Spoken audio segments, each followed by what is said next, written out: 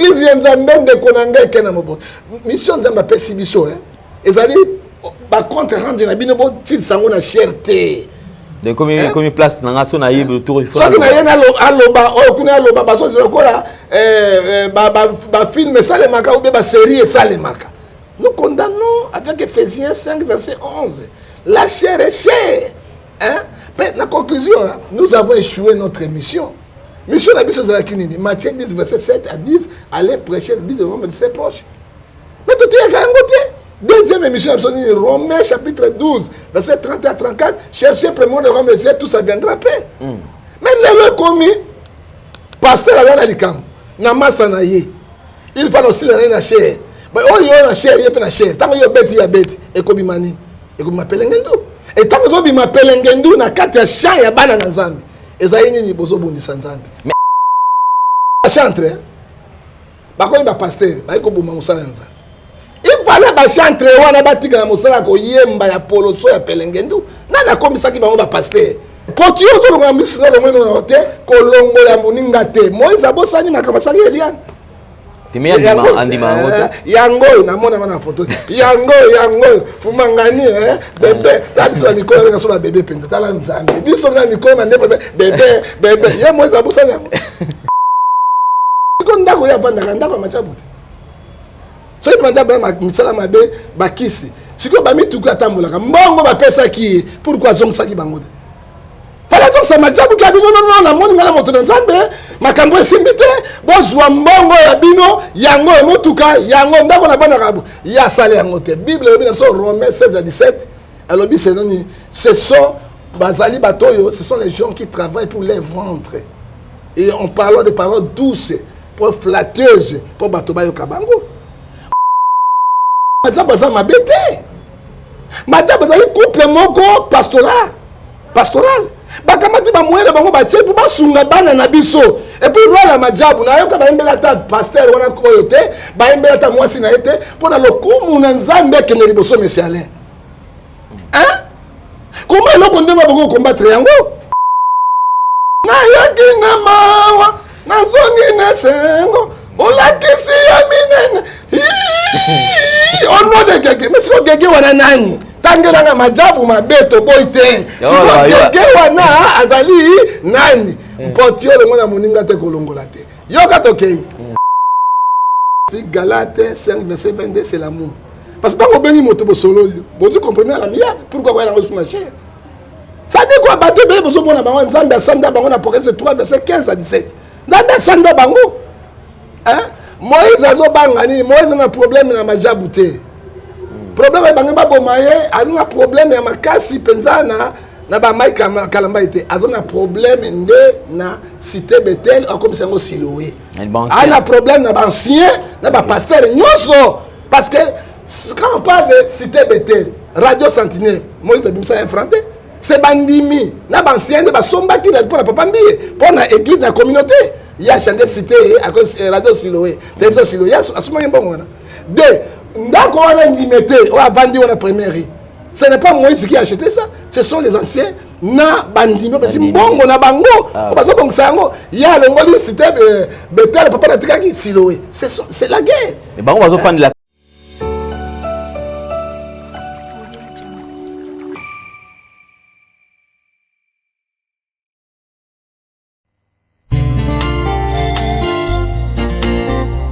Merci Jésus-Christ, l'abattoir d'amour. Vraiment, quand il m'a causé au capote, pour la vie à moto, et ça va sauver, et ça va m'atter. Nazana mbongo te, oya kosomba vie. Mbongo koto ya kosombela kalipa yeza pasi. Mbongo ya kobandaka kofuta, pona masumu na ngai. Alingaki ozwa ngo wade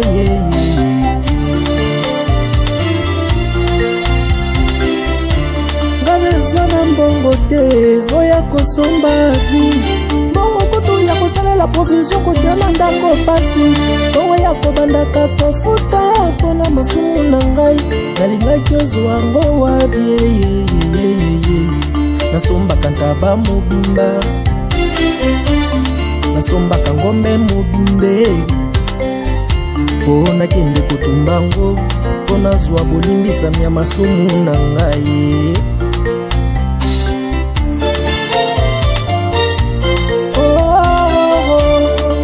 Mpona masumu na ngai nda yokufaki, mpo nazwa bolimbisami nda yokufaki.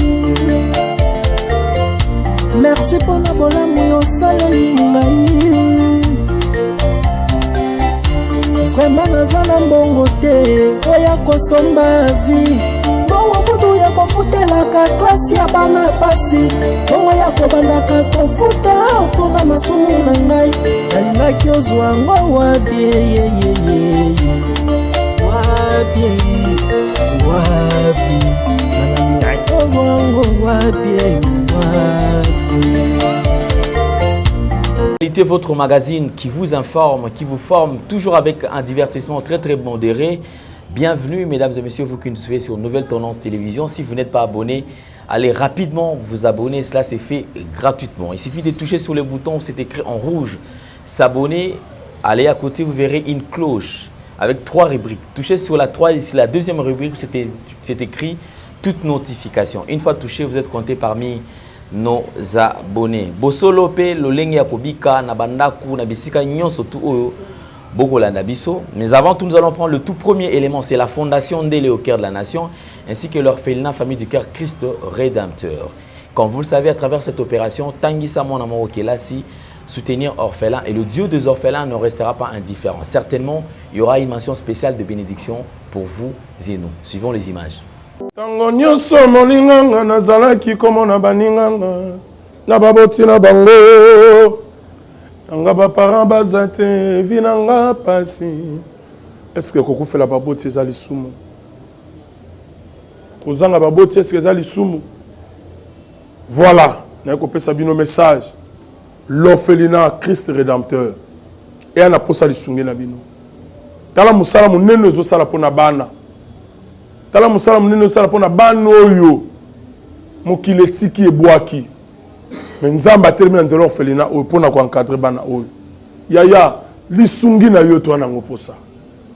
1 euro no to anango posa pona mwana moko.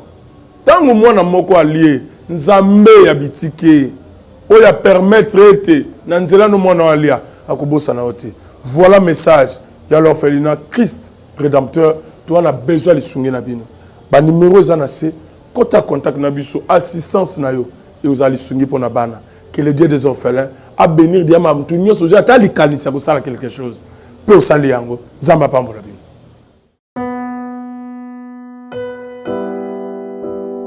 Nous voici de retour sur ce plateau. Nous attendons vos réactions et cela nous fera certainement du bien. Faites le maximum de partage en ce qui concerne cette vidéo, commentaires positifs. Cela vraiment va beaucoup plus nous aider. Mesdames et messieurs, comme je vous ai toujours dit, nous avons déjà plusieurs opportunités. Toronto City vous offre cet espace pour la bande de cognon, surtout au comme tata lopango, to maman lopango, landa lo coloné type sotosali. Donc ils allaient citer mon kito konakati ya maluko. Qu'est-ce qu'il faut faire pour nous bénéficier dans lopango? Comme mesure, vous allez 20 sur 20. Comment ça se passe? À 3 800 $, vous avez déjà votre parcelle. Vous avez un terrain. Na 3 800 $, on a au futango cash. Ce qui olingi ozwa, il y a branche au koki kozwa na 4 000 $. Na 4 000 $, comment est-ce que vous allez répartir? 2 000 $ en avance, ça il y a au document, et les 2 000 autres qui restent, ça sera payé par tranche. 500, 500, 500, 500, 4 fois. Et du coup, à la fin, vous êtes propriétaire d'un terrain, d'une parcelle 20 sur 20, bien sûr, dans la commune de Maluku. Alors, soyez nombreux. Comme vous le savez, nous allons suivre aussi la réaction des sections sur terrain. Qu'est-ce qu'ils se disent? Suivons.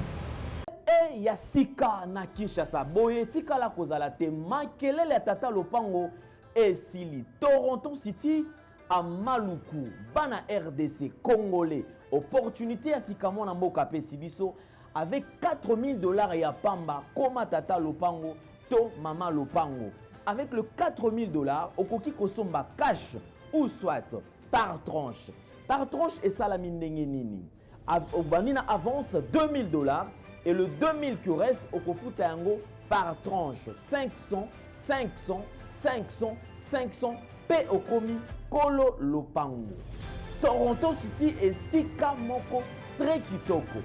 parcelles cadastrées, urbanisées, avec beaucoup d'espace. Nyon surtout au Koluka, au Kokuta yango.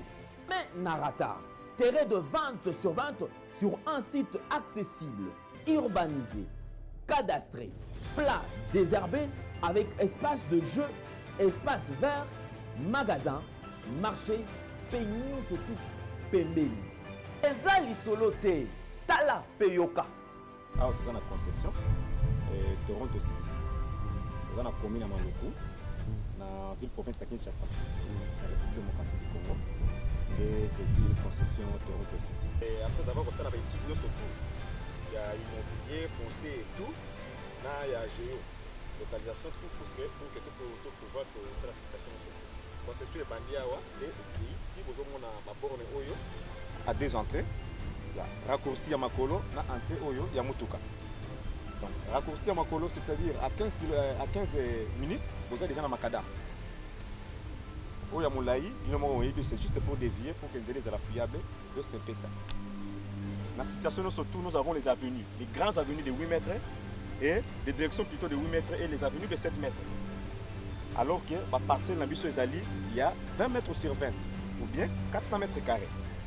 Voilà, du fait que nous sommes juste à l'entrée, nous sommes National Cameraman pour que tu visites nous surtout. La réalité, vous voyez, les bornes sont là, les bornes cadastrales, et puis tu peux visiter nous surtout, parce que c'est quelque chose à Moulaï. La situation à Moulin est tellement facile. Komi Tata Lopango, Tona Komi Mama Lopango. Yoka pour tout contact, je précise bien, contact Yapoto Ezali.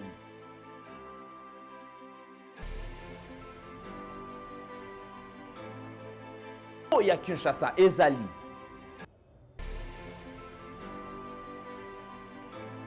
Mbongo ya muke avec $4000 au komi Tata Lopango, to Mama Lopango. Makelele ya Bayer, bayo.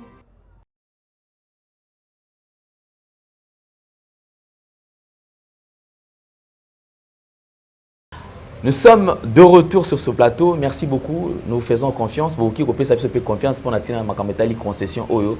Je crois que Elo Kamabe ezalité Maramutu ezali normal. Donc terrain urbanisé, cadastré, tout est OK avec beaucoup plus d'espace, espace vert, vous allez dans espace de jeu et aussi supermarché Bilo Roto ezali kaka juste na porte Yandako. Nous avons un réel plaisir d'avoir sur ce plateau un homme de Dieu, c'est un père pour nous et puis et compagnon de lui dans le sens que quelqu'un qui nous a accepté.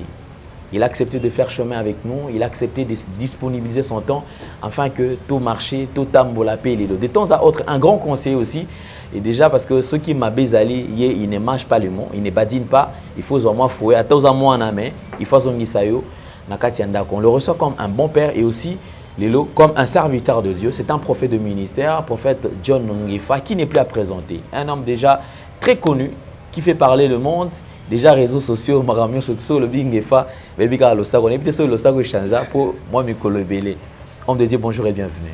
Bonjour, ndeko alendele kolo a pambolayo.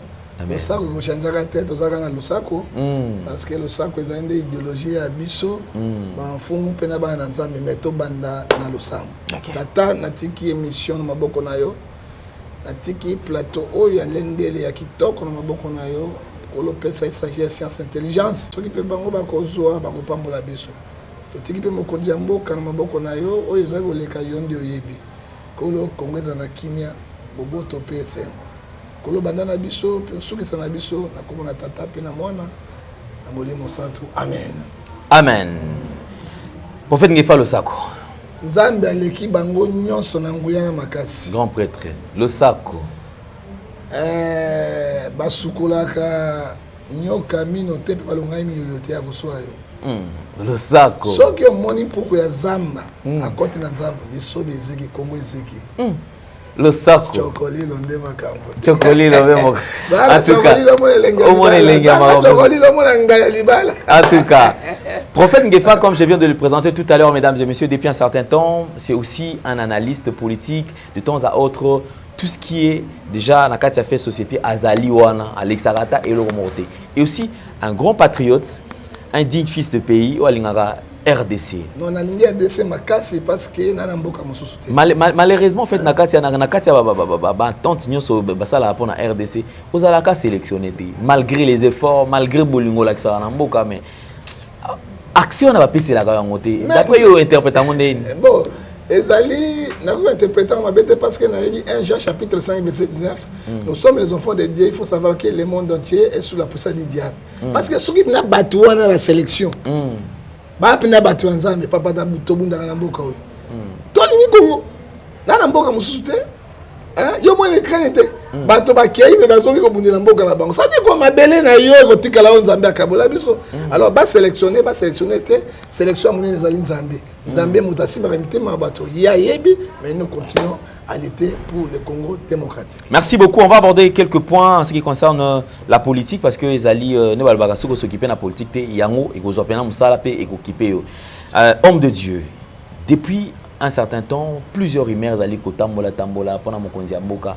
Yo ta analyse Inosali na makamunyo sote Ezali Kolobama na CCCCC na ba réseaux sociaux, plusieurs posts mais jusque là information ya solo to correct na les appels transmettre.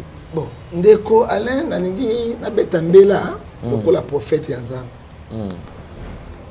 Amos 3 cette dit Dieu ne fait rien sans tout faire rêver sans qu'il a les serviteurs. Mabe eza na porte ya Congo. Soki ngai na yo to sangani to vandi to idéologie te to nous risquons to zonga surtout na pouvoir rwandais. Parce que Rwandais bazingi biso na ba institution partout. Pourquoi dans le Bible? L'imère bimi et belle. Président va passer cœur ouvert. Salibo. Nécessairement, Monsieur Alain, président de la République a dit motoloko la motonyoso. Hein? Est-ce que la période de Moko, la présidence, Bakoufi, poison, Tolobela Kayangwa. Mais lui aussi, il était là dans la présidence de la République.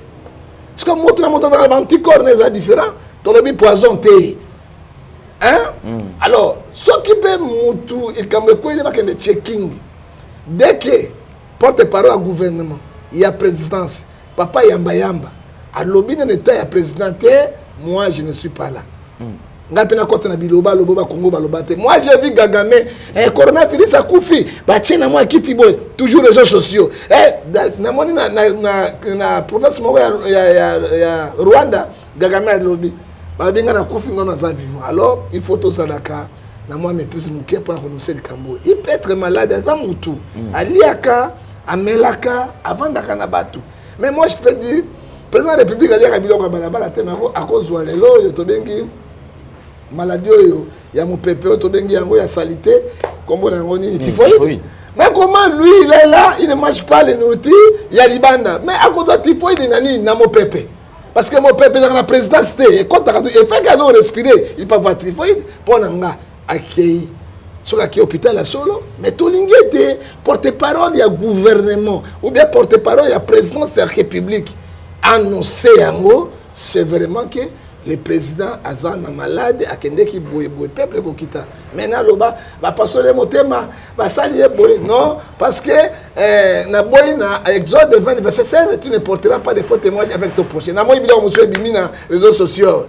Sali boye na hôpital pas de tout cela. Moi je ne peux pas montrer de telles choses parce que na zui ba précision té et puis ce qui m'a bezali France Inter à Kobombate, il va dire hein? Mort à Kabila, le père France était à l'Obaki. Mort à Tshisekedi, le père France était à l'Obaki. Presse internationale, les alliés. Les presse internationale, les alliés, mais pour moi, ce sont les ondits. Mais tout le monde est dans maladie. Pourquoi dans l'Obibo? Au moins, tu vas dans la soso. Que tu vas dans l'Andek. Pour la soso, tu vas dans l'Engouba. Si tu vas dans la soso, c'est comme mais ndeke soka lengu basi osani akopumbwa tolembi likambo 18 ans ya régime rwandaise peto iba rwandais bazali partout pembeni na institution biso tolingi tsuni tolongola Félix totonga ça sur rwandais lisusu ba pas rwandais bazonga tsuna boko non ekosimba te moi je préfère to garder notre président na nyonso azana yango to que une élection que les meilleurs gagnent que soki likambo mabesa na mboka ba rwandais bazonga lisusu to konyoko ama. Très important. Merci beaucoup, prophète Ngefa. Tokangi Brèche wana. tout toucher quand même église, corps du Christ, il faut le dire ainsi, parce que il y a à boire et à manger. Je me rappelle, il y a une image de on a souka awa. Plusieurs émissions de tourner nayo. Marambo to vivre les lots. Ce sont les choses qui ont été prédites. Déjà au Loba qui ngana dans la mission na otia bato extrait na souka. Au Loba c'est comme si aux alara on dirait na le scénario, c'est comme si aux agitants ba ça la script azo koma. Tout ce qu'on est en train de voir aujourd'hui, ils allaient Marambo déjà au dénonça. Nous parlons de l'église. Les lots cette manière il y a qu'à utiliser cher. N'évitez surtout bien en utilisation abusive to éviter. Mais le lenge ou le lot ba serviteur ba comme ça et la chair. Vous allez d'accord na yango? Ndeko alendele mutuna mayele Nzambia pambula yo. Amen. Parce que un vrai prophète baye kaka yo na mona ndako tel. Ozobeta njobi. Ova non, wana ba maki onati. Ona mama ki na mona chambre 26 non. Bilo ya pamba ça n'a rien à voir parce que il faut peuple à sa maturité oser 4-6 mon peuple périt par manque de connaissance. Amos 3:7 de l'objet, dis-moi Dieu, je ne fais rien sans toutefois reverser ce que les serviteurs. Allez plusieurs fois makambo zo le calé de kwasikate. Et quand nous prenons Ecclésiaste chapitre 1 verset 10, elle va kwasikate et chaque temps la bande son émission, la bande ko dénoncer makambo. Merci beaucoup parce que les paroles sont bonnes, les écritures restent au bon babiloko. On a que ça va dans un béquet, il y a un vrai prophète, le Tosuki Wap, Tosuki n'a pas tout. L'église y a un de Konanga qui n'a pas tout.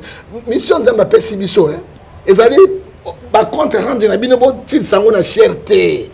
De combien place dans la zone à Yves autour il faut. Ça qui n'a rien à l'oba, on a l'oba, parce que le film ça les maka ou bien série ça les maka. Nous condamnons avec Ephésiens 5 verset 11. La chair est chère. Mais la conclusion, nous avons échoué notre mission. Mission de la mission de la Kinini. Matthieu 10 verset 7 à 10. Allez prêcher, dit de Romains de ses proches. Mais tout est à un côté. Deuxième émission, Romains chapitre 12 verset 30 à 34. Cherchez premièrement le royaume de Dieu, tout ça viendra après. Mais les commis, pasteur à l'Alikam, Namasta Naye, il faut aussi la chair. Mais oh yo na chair, il y a na chair. Tant que yo bête, il y a bête. Et comme mani, et comme m'appelle ngendo. Et tant que yo m'appelle ngendo na kati ya champ ya bana na Nzambi. Ezaini ni bozo bondi Nzambi. Mais est-ce qu'ils tiennent compte aussi il y a ba nouveaux convertis, ba to baza non affermi na kati ya batona parce que dans l'église batuyon so baza quand même affermi té et ça peut bébé pe baza non na kati. Bébé spirituel bazalé belé parce que Bible zo bisabiso na Matthieu 23 verset 1 à 4 le bien était. Faites accueillir ceux qui sont faibles de la foi, ne discutez pas les opinions. Tango comme kobimisa makambo e bato musu bayebaki yango te yo pasteur. Pasteur était à bato sanctification, tu à bato la crainte de Dieu, tu à bato enlèvement. Hein? Tu à bato l'obéissance à Dieu. Tu à bato l'amour, tu à bato fruit du Saint-Esprit. Tu à bato nous sommes arrivés au temps de la fin. Qu'est-ce qu'on pourrait faire? Les lois étaient à Makaten de quoi aller. Ba compte rendre. Alors si la moto na wana alors biso lokola baivek lokola ba prophète to moni était église zo ke na komba ya makasi et puis nazo biso le komoko mesale o moni ba chantre ba ko ba pasteur ba ko buma musala nza il fallait ba chantre wana batika na musala ko yemba ya poloso ya pelengendu nana komisaki bango ba pasteur wala bo soto ndengo yo papa tolembi Mike Kalambai Vanda, Moïse Mbie. Opana, baki le monde que to lembi, to papa, to lemba ba mkambo ya bozoba oyo. Okoka papa kelani na likambo yote. Okoka papa baruti na likambo yote. John ngefo okoka na makambo yote. Okoka bango na bango. Est-ce que ba vedete na kati ya christianisme ou bien ba yeko détruire œuvre na Nzambe. Et quand tu viens pour détruire œuvre na Nzambe, na kati ya chair, il faut ba lisumu yango ezali nini? Galates 5, verset 6 à 7, chacun portera sa propre charge. Dans cette lobby, chacun, à lobby, c'est que l'homme aura semé, il moissonnera. Alors, tant qu'on a bilo qu'on a bino wana, bon, comme ça, on a lié saint pour nani. Oui, l'église, on a 3 parties. Tous on a parvi, on a tout bako bima, na ba wenye musique bako beta, ba nyoko longo bako beta. Là, nous ne sommes pas là. Tous on a lié saint. Et si ka oyo bandimi basambi la rapport à évoquer Jérémie 33 verset 3 pour passer à Mikumana bango lokola Matthieu 11 28. Toi la lié très saint. Place relation pasteur à bas lien très sain. Azali un grand sacrificateur. Il prend les mikumba de bandimi, azoko pesa ngwe pe nzambe. Non, a refunda ka batuana liboso ala bakaba secret là yango moni Jacques chapitre 3 et puis 15 c'est que cette intelligence ne vient point si très haut, il est terrestre, charnel et diabolique. Ba diable ba côté libiso. Et nana comme ça bango ba pasteur pour ba kosala boso ba boy pour moi et koke na bango ba tikala kaka ba chantre ba saka poto na bozo ba na bango parce que ils ont sepelé sous bana na nzambeti. Pasteur Moïse Mbié, on va analyser quand même quelques phrases naïe. On a ma phrase pasteur Moïse Mbié alobaki.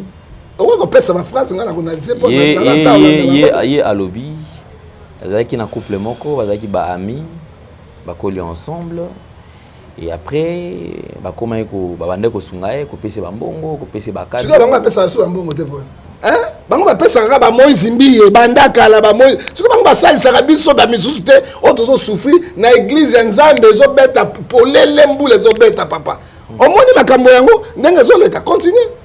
Alobi ba pesa ke ba cadeau na bando zela nsuka na zela peut na ka keno tango amoni keno ayo sepeli na ma proposition na bango te azongisi ba cadeau azongisi alobi yango te et après ça abaniko takle batu ba taxer ce que ba propone ba sangisi yango balobi batu azolobela oyo eza majabu batu mso azolobela ezali moninga na ye ba yaki na ba conflit réaction na koza nini na ba propone. Merci beaucoup moto Nzambe tout cela akoki kosala yango na Matthieu 18 15 à 20 akobenga Mike soki aza pasteur ya solo abengi to mama couple majabu alobi na bango soki esimbi te asangisi bato mibale misato soki asimbi te asangisi presse à dénoncer. Lui n'a pas fait ça.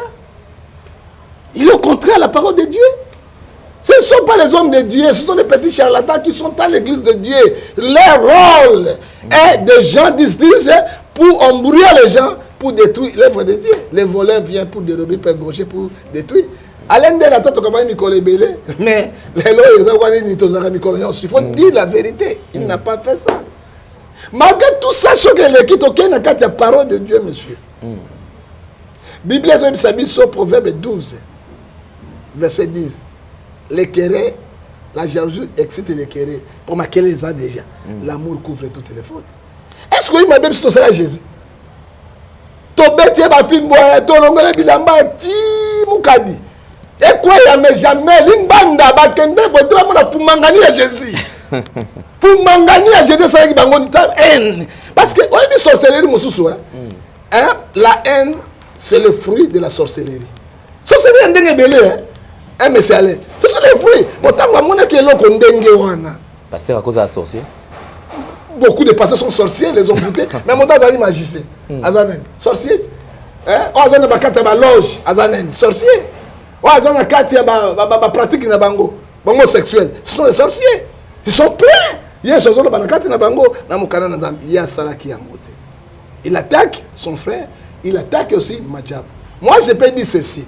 Batobozo kanga bolandanga. Il y a accusé Majab. Accusé Mike Kalambay. Mais ce qui est bango na Majab bayo kana kité. Amos c'est 3 trésors ba batomi balé ba kotambola te so ba ka bona te. Ota pour aksala ki na calmete. Moïse doit prendre l'exemple de Joseph. Joseph a bali Marie, Marie était vierge. Joseph a bêta Marie, Njobite Makembe c'était. Hein? Mais à ce travail, il y a un mois si, nanda qu'on a eu, abandi ba déformation, ba di bumu ba so, mais on dit kamboudi wapi. Et là on a conseil bino ba sai na Nzambe. Nzambe a ko sambi sabino. Yango moni Jacques chapitre 3 verset 1 à 6. Alors Bible zala ibele ba tete parce que nous serons sévèrement jugés, condamnés par Dieu. Joseph a dit boti, elle dit ah. Et donc conseil nos personnes comme Mike a ningo ça. Et là on a ni Moïse a ningo ça.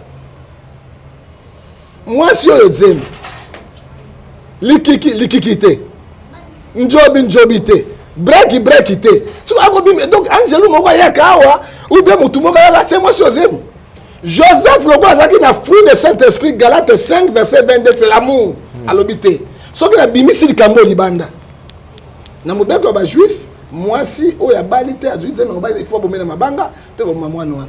Joseph voulait atika moi si wana na malembe ya protéger akeni. Tanga zo kasamaka mwana ange abimi abi Joseph break na yo asali le côté azuize na nguya muri mosato kamata ipe memai. Hein? Yango titre Azora chapitre 1 verset 6 à 7 tous dans la modèle irréprochable. Mais yo zui fruit wana Saint-Esprit. Tu commences yakotake baninga tout cela. Oui. Peut-être qu'il y a irréprochable. Non. Papa, à cause irréprochable, parce que Romains 3 dit que personne n'est juste devant Dieu. Nous tous, nous sommes les pécheurs. Mais nous cherchons à négocier avec Dieu dans Joël chapitre 2 verset 12, dans la répétence sincère. Hein? Continue to le misre le mono te kolongo ya moninga te Moïse abosani makamasaki Eliane timi andima yango na mona na photo yango fumangani bébé la biso mikolo na so ba bébé penza tala nzambe biso na mikolo na nepo bébé ya Moïse abosani yango ya ça maintenant il m'a belle bien attends pourquoi bébé bébé lokuta alors c'est ça na Mike modèle azawana te. Mon cousin modèle azaté, ce sont les oiseaux de même plumage. Maintenant, dans Philippiens chapitre 2, verset 21, ce sont les gens qui cherchent leur propre intérêt et leur ventre. Pourquoi? Tango imagine besoin bien. Toyo kana quitté. Na pesi Mike Kalamai, siko yo contrat. Ça dit quoi? Galates 6 verset 3, si quelqu'un pense être quelqu'un, il s'abuse de lui-même. Moto aleki moninga na mokili azate. Batala bazali andele. Ndele omoni yo. Okoza place à ministre information ya place à mutu wana pe memi mboka kitoko. Menda zalaka binga suki sawa. Menda ke jeune muya yazu yango. Ça dit que yondele soko vandi penza boyo ko mema mboko porte parole kitoko. Et ce baton ba kufi de moto ça va remplacer bangote. Ça dit quoi? Bazo kamata te que Galates 6 verset 3 l'olène d'orgueil. Ce qui ngagne Moïse te, ce qui ngagne Mike Kalamba te, le bazo kosa, il se trompe monsieur. Bazo on se trompé. Kasabu ba kuvi. Mobutu aye amemi mboka. Mobutu akuvi ba benganye. Kabila le père amemi mboka. Kabila le fils amemi mboka. La tu sais que mboka, le mboka ils ont continué ko tambola. Ba on explique orgueil wa. Lui n'a pas fait ça. Mais si on a vu avant d'arrêter, ma chaboute. Si on a vu misala mabe bakisi, si on a mis tout katambola, mbongo ba pesa ki pourquoi zong saki bango. Fallait donc ça ma chaboute ka bino non na moni ngala moto nzambe, makambo esimbite, bozwa mbongo ya bino, yango motuka, yango ndako na bana rabu. Ya sale yango te. Bible bino so Romains 16 à 17, alobi ce sont bazali batoyo, ce sont les gens qui travaillent pour les ventres. Et on parle de paroles douces, pour flatteuses, pour Batobayo Kabango. Madjabu, si tu as Madjabu, ça m'a bêté. Madjabu, c'est un couple moko pastoral. Bakamati ba moyen bango ba tie pour ba sunga bana na biso. Et puis roi Madjabu, na yo ka ba mbela ta pasteur wana koyote, ba mbela ta mwasi na été pour na lokumu na nzambe ke ne liboso monsieur Alain. Hein? Comment est-ce qu'on doit combattre yango? Mais il paraît que pasteur peut bazar. Non, pasteur toujours qui n'est papa. Et au contraire, na mayele ya poloso ya pelengendu, mayele ya frondondo et puis ba konti sango lui fobo. Ba zo ça y pe ketele na mosuku. Ba konti sa makamanda me mosuku te. Ba misu na ko beta bango. O mo vous so ku tala ko beta ba tere munene bo. Ba misu ko ntam na kaina ba ko tuta yo. Pe ba ko bomanga. Parce que non, to lembi. On a ces messieurs Alain. Obi e ça se kaoki. Est-ce que l'église n'a pas besoin de catholique, na protestant, à cause de ma bande, de l'hérésie, et puis quand tu prends ça, à Sali Madjabou, Madjabou est ma bête. Madjabou est pour la sunga bateau, gloire en Zambé matame, bateau yo bazan na katinde, bateau ya poloso, otobengi bango ban jobiste, ba makembiste, ba makikiste, hein, et ba fumanganiste, ya grave bateau diwana, et donc on a le ban na yoti. Yo na ya prophète au monde nani la science n'a pas parce que lui ote ba science peut-être oiseau initié ba na science papa science moto na moto ya na ndenge na ye hein nzambe sala ka mélange na ye eza moto na moto azaka na kati na ye pote na ba jabu ngai moko na moni science eza wana te sacrifice eza te ezali ba individu o bazana biloko na bango ne ba kotisi bango na majabu. Donc c'est qu'on rejoindre ngai. Ça veut dire que batunyo surtout ba trabaza na kati ya projet ya majabu esengeli batambola malamu pour que ba mema lokumu ya majabu. Lokumu ya majabu bazako bebisa lokumu ya majabu innocemment. Parce que tout le monde pasteur na moninga mama wana tout le monde bango te. Pourtant tout le monde attends pour nzembo ni na nzambe pe ba itemba même bango te bazo kumisa lokumu na nzambe. Gloire na nzambe se manifester. Or que bato baza wana conseil na kopesa bango. Hein? Oh, c'est très important. Conseil na kopesa bango ba pasteur kwa Mike. Pasteur lokola Moïse. Mais lokoni bazo wela. Na kotangela bango Galates 5 verset 19. Bo kabino moko etumbo nzambe apesi bango soki tokamati Galate eza mawa mbongo ezanga bisika kopesa Galate 5 verset 19. Oh, les œuvres de la chair sont manifestées. Ezala tata wana agege biloko nzoto ne se manifester. Ya bi majabu za mabe oui to boite na yakine yana longo na kosuka sunana pardon na zebeta moi soprano bolandango na yakina mawa na zongi na sengo olakisi ya minene ono de gege mais siko gege wana nani tangela na majabu mabeto boite siko gege wana azali nani mpoti ole mona moninga te kolongola te yoka tokei soit manifester l'impudicité au bazo sale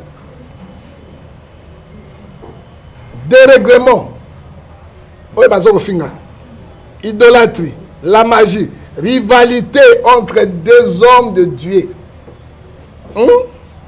les querelles maquiller les côtes la jalousie les disputes les divisions l'envie l'ivrognerie l'excès de table. Tels qui commettent de telles choses n'iront point dans le royaume des cieux. Ezala Mike, ezala tata mosusu wana Moïse bako kota na boko nzambe te pour Bible kangi bango. Ça dit quoi? Ils vont chercher sa repentance sincère. Alors bato yo mbala sima majaba ko zwa bango. Baza na critère moko spirituel. Hein? Baza na bato ba sala ba mbeba ebele belete. So na ni Moïse mbi na Hollandi ndeko yo Mike Alambai bazo la break it bazo la break tant bazo la break sikoyo ba break pe nzambe asuki si bango te atine bango Deutéronome 28 verset 28 l'esprit de garement nyoso bazo la envie mbongo pe ba break odi kama majabu na kati ezali wapi. Mais toi tu Hollanda dimanche oyo tout le monde est sous attaque sous pasteur Moïse Salaki alobi na limité moni papa nani azotanga Marcelo de bikota ko teleki il faut savoir babiloko wana yango tolobi Moïse atika so scénario ya Rambo ya lui azama na matete bon je ne sais pas expression na matete siko azoluka ge mais na ko sa Moïse mbiye Romains 8 verset Romains 12 verset 17 à 19 à moi la vengeance à moi la rétribution atika makali pas nzambe. Pourquoi ça m'a envoyé battu à Mousouni? Moi, na tête lobini. Pour être moi, na tête lekini. Moi, na tête lekini, ba ya kitambote. Ba kulu na mabe bazali na ngiri. Na ngiri. Na bumbu oya mabe balongola motolito ibeke. Makala nda premier na ville mobile kisa makala moi na matete ya kala bedingo pasila. Oh, lelo zane na makala aleki yango c'est l'intimidation. Moto nzambe ka l'intimidation te. Ba tout ça lobi ke ekoki kozala ke peut-être aibi ke moko za yeza na c'est une manière ya ko bangisa moto déjà ko meka ko attaquer aiba ke non ye aza prêt peut-être même sous à quoi faire. À mon avis Marcelo zo tonga temple munene aibe sika mbongo ne amasha majabu mutapesi. C'est ça ils a toujours ba jalousie ils a yango attaquer Marcelo parce que l'église est belé ezali na kati ya nini pourquoi côté ya moninga na cher. Ça dit quoi? Et puis moi, moi je pensais le bengi moto, c'est que peut-être c'est besoin de compromis. Est-ce que c'était important que Koya Nango le sous devant Bananzambe pour dire tout ça? Non, Azangi Bolingo, le fruit du Saint-Esprit, Galates 5 verset 22, c'est l'amour. Parce que dans le bengi moto solo, vous comprenez la mienne. Pourquoi Koya Nango sur ma chair? Ça dit quoi? Bateau bébé besoin de Bango, Nzambe Sanda Bango, Apocalypse 3 verset 15 à 17. Nzambe Sanda Bango, hein? Moïse a Moïse a un problème na majabu te. problème ya bango baboma ye azana problème ya makasi penza na ba Mike Kalamba était azana problème nde na cité Bethel comme c'est ngo Siloé ana problème na ba ancien na ba pasteur nyonso parce que quand on parle de cité Bethel Radio Sentinelle Moïse Abimsa infranté c'est bandimi na ba ancien de ba somba qui pour la papa mbié pour na église na communauté il y a chanté cité à cause Radio Siloé télévision Siloé asuma mbongo wana de ndako wana limité on a vendu on a première.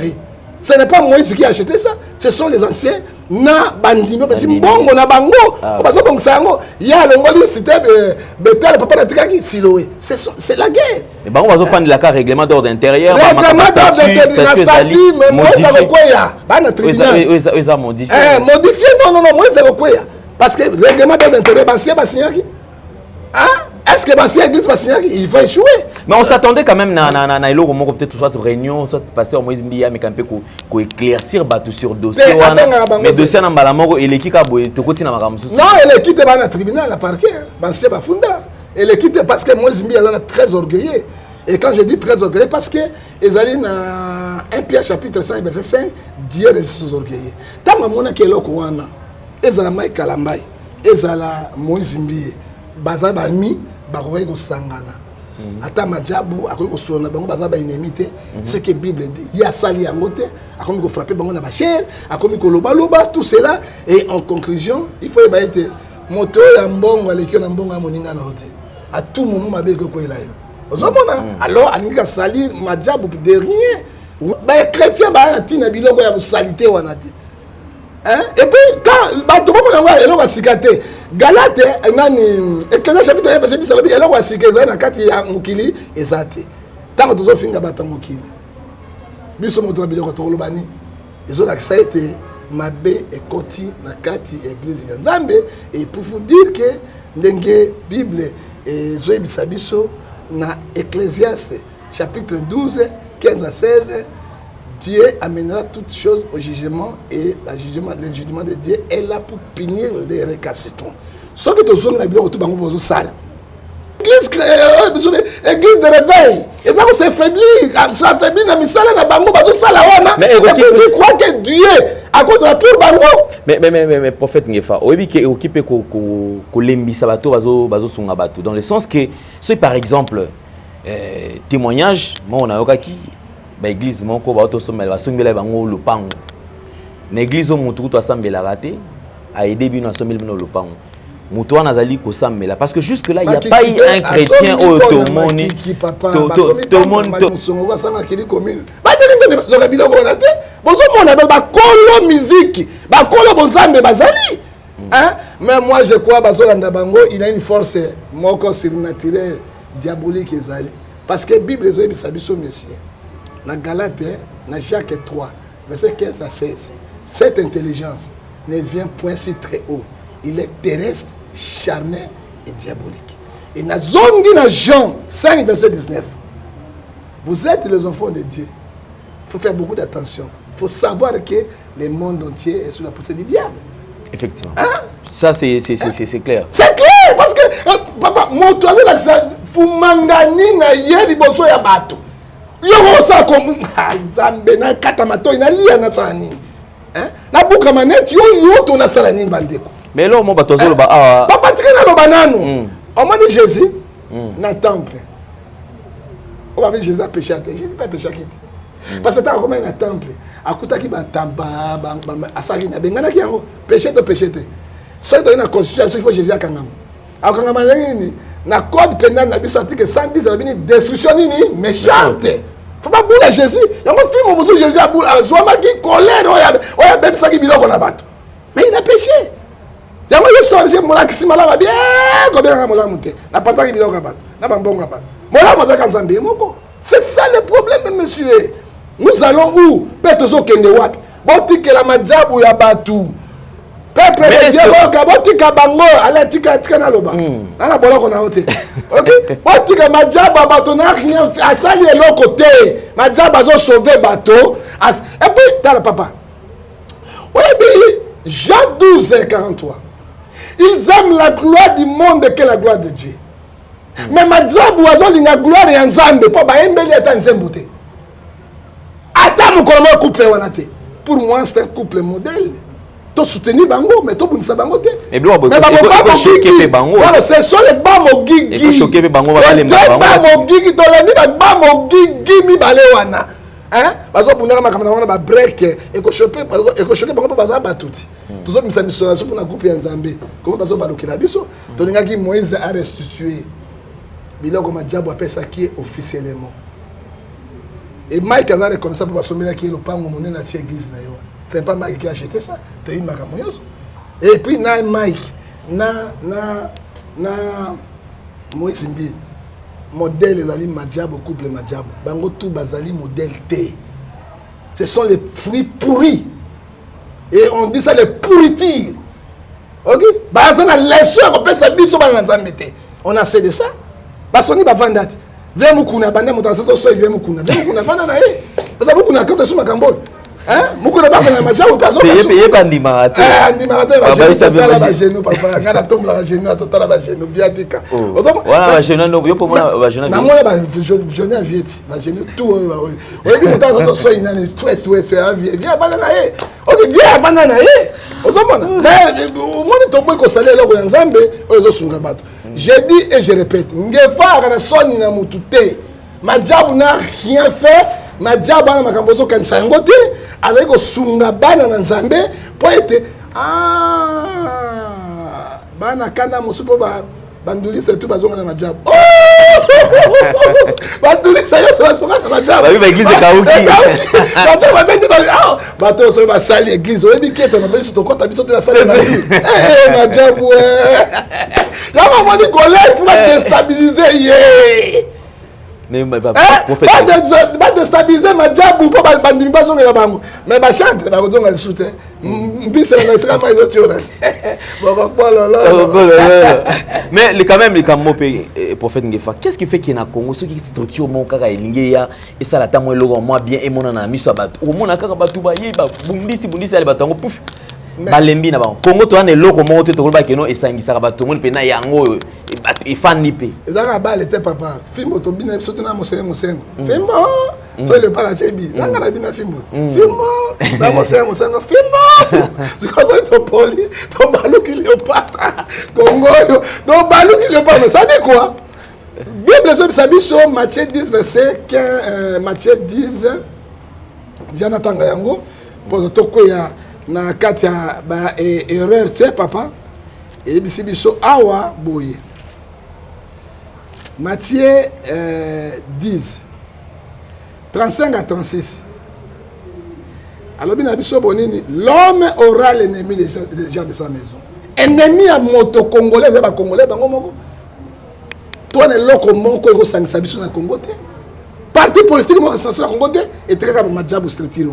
Et l'on a yo. Ce que locaux est boy, to bo gamin, bon, to bon de la pona Nzambe. Ils apprennent le coup Nzambe. To ko ta locaux moko.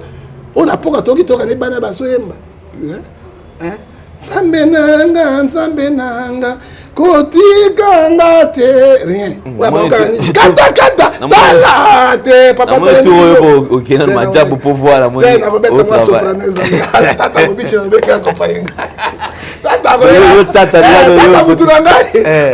mutunanga tata kopayenga ça dit quoi to soutenir loko malamu to tika ko détruire yango parce que so ba ikanda ekena Brazzaville ekena Côte d'Ivoire siko moi to perdre nyonso pona mitema mabe yango ale so moi moto muso kufa tika kufa ko sunga ete bali tango yo sunga ye kaka yende moto ko telemela yo hein on attaque qui Madjabo mais qu'est-ce que Madjabo a fait hein il n'a rien fait boyo kabangote et puis il faut qu'on continue koloba likambo na vérité c'est vérité bizaleli na bango nde mabe et puis pour na kosuka mesiale mbala sima ba couple pastoral ya Madjabo bazwa bizwa te tala ku yango ezomi na Madjabo baluka bato bazali bosembo oyo bazo yembe na Nzambe bazo banga Nzambe pour na gloire na Nzambe ekokisama ekene liboso ke ba oyo ba impidiki oyo otobengi ba ngobiste ba ekobiste banjobiste tala lelo yo ezali soni pe mawa na kati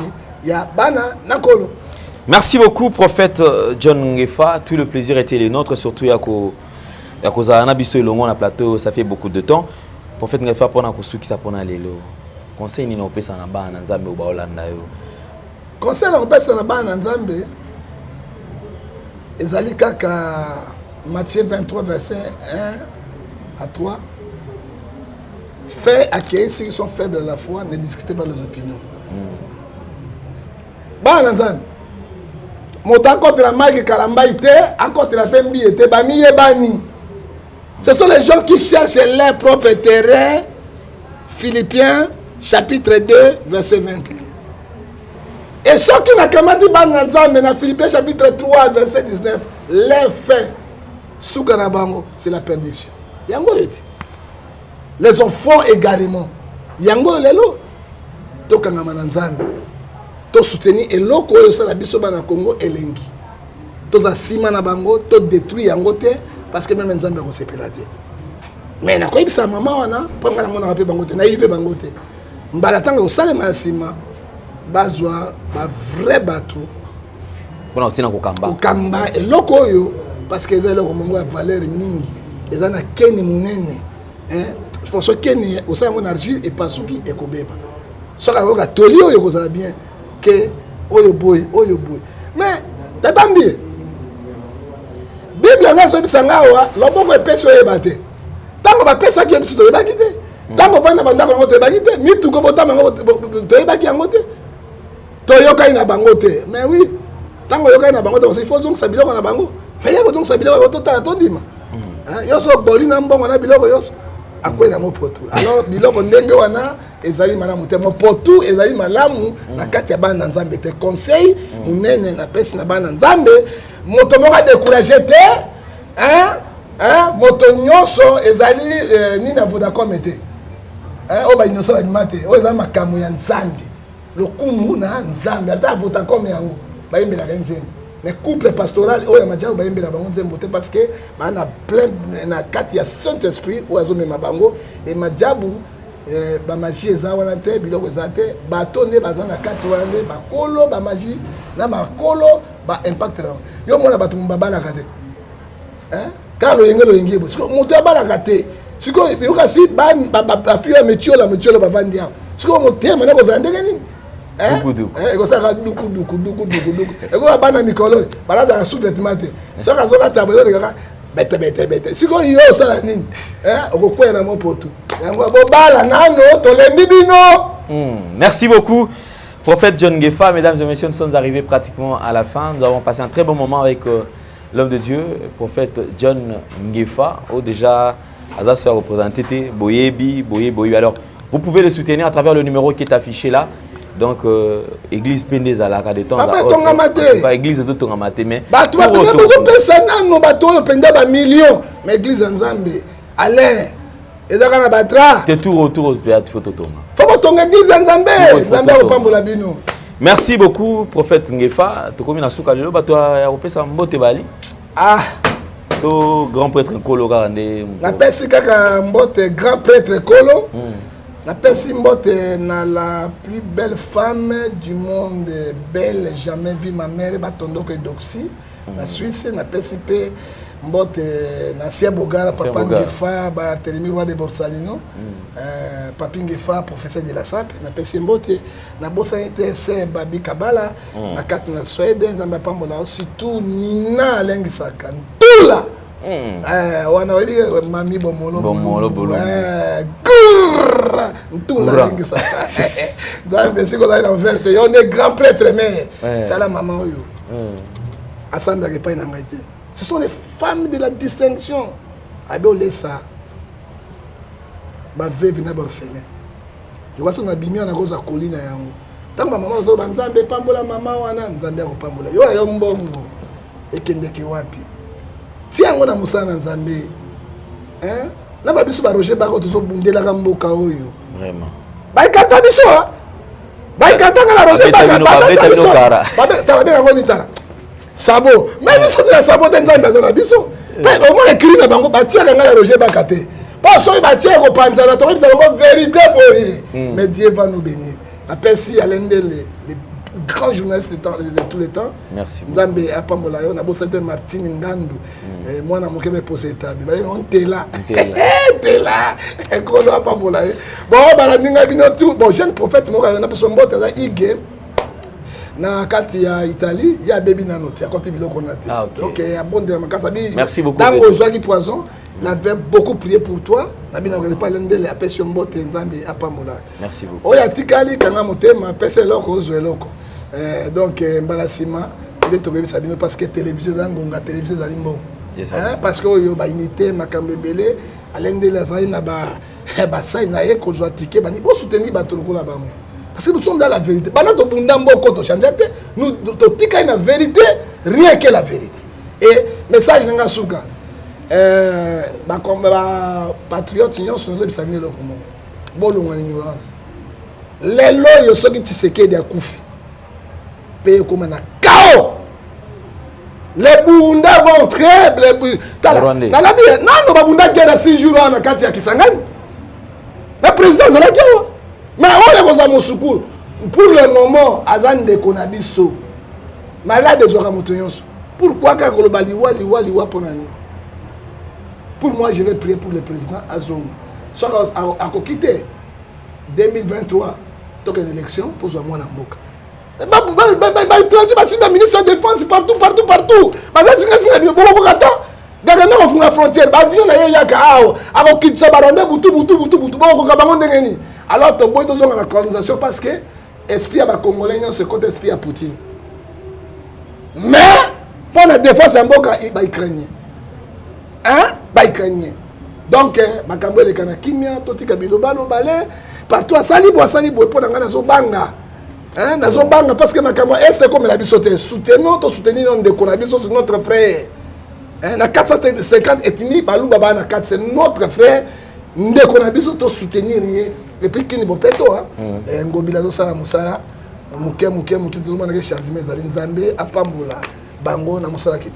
Merci beaucoup. Alors, on se retrouve très prochainement pour un nouveau numéro de Vérité et Réalité.